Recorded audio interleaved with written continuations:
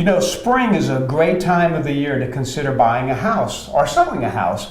And so this week on What's in Store, we're going to spend some time with Kelly Ducote. She's the owner-broker for Premier Realty. Good morning. Good morning, John. Thank you for having me. So Kelly has some tips and some advice to give you regarding that. The first area we're going to talk about is the subject of pre-qualification for a buyer. I can't express the importance of that for a buyer to know what to look for, what to expect when going through the buying process. It's important to know what they can qualify for so they'll know where to be looking, what their comfort level is on monthly payments, plus what to expect as far as closing costs and down payments. And if they're going to be making an offer and asking the seller for some assistance, we need to know what the closing costs are.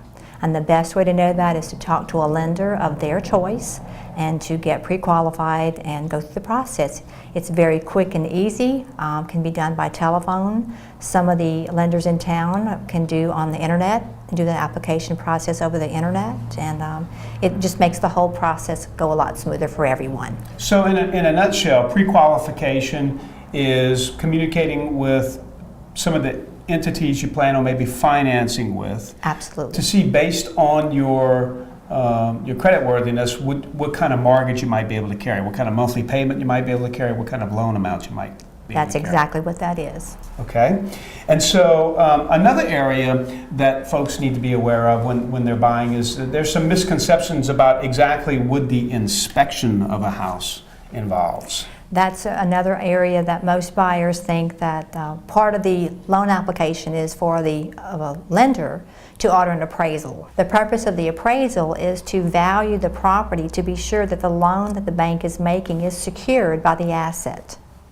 The purpose of an inspection is a mechanical inspection that the buyer pays for to be sure that the home meets their needs, everything is in good working order, and there's no surprises once they move into the property.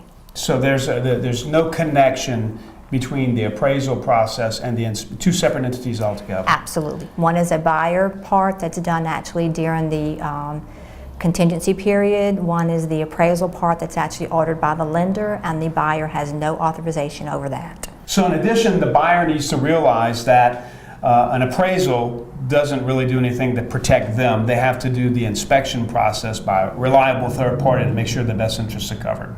That's exactly right. The appraisal protects the lender. The mechanical inspection protects the buyer to be sure that everything is in good working order. And that wraps up today's edition of What's in Store. Tune in tomorrow. We'll be talking about contingencies.